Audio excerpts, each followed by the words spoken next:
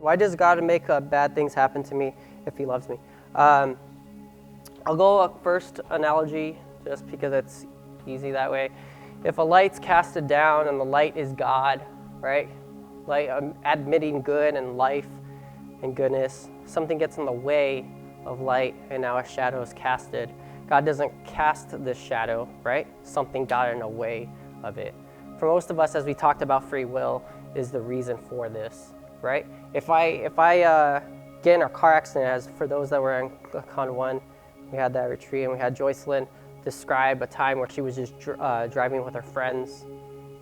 Drunk driver hits her and one of her friends passed away and she's like half destroyed. God didn't create that car. Someone made the free will of choice to get drunk and hit her at 90 miles per hour.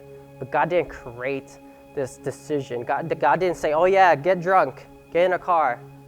I can tell you with certainty, with a firmest belief in my heart, that God didn't do that.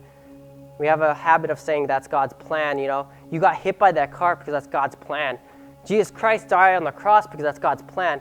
That's not God's plan. He had the will, he allowed it to happen, but it wasn't part of God's plan. There's this thing called passive will and perfect will.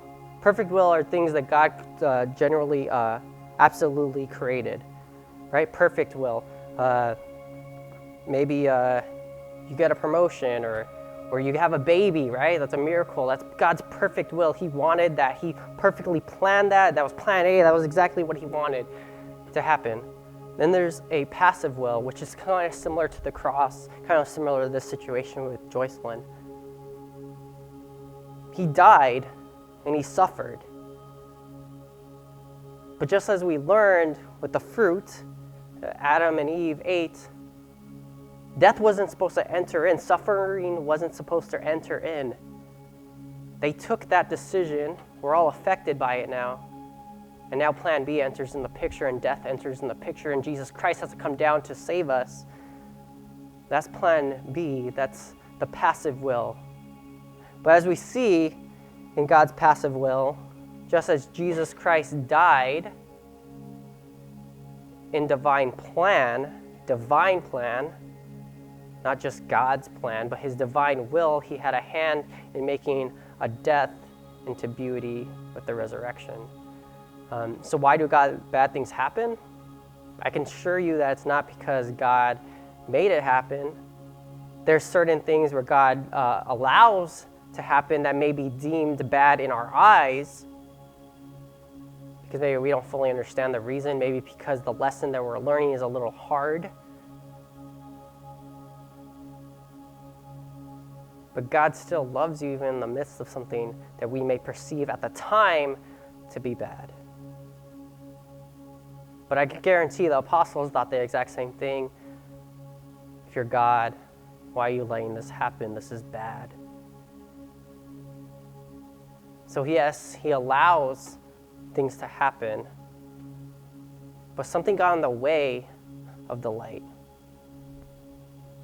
And we have to have free will, right? The question becomes, why do we have to have this? Why do something have to come in the way? Couldn't God just stop that? There would be no point of the teachings if there weren't free will. There would be no point of us doing anything because he would be putting this into motion. It's just like that, the argument of love. For love to be what it is has to be a free choice. Otherwise, it's not what it actually naturally is, intrinsically love. We would have to choose God for it to actually be a choice. It would have to be a free choice, free will.